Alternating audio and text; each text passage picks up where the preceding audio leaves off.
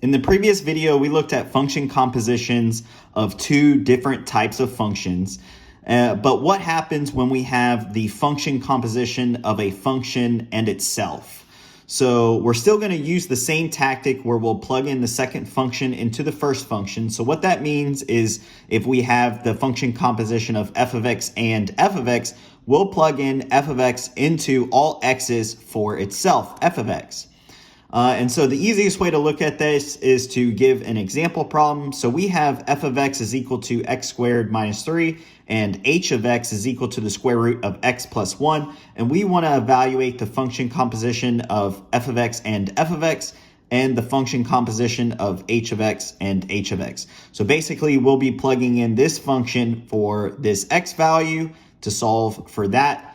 And then we'll be plugging in this function for this x value to solve for that as well.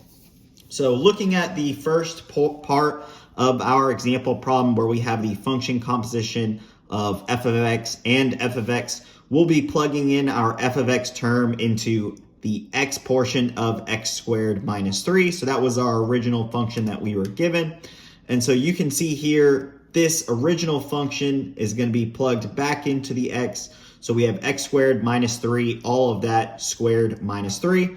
And then we can factor that out and then FOIL those terms to get the function composition of f of x and f of x is equal to x to the fourth minus 6x squared plus 6.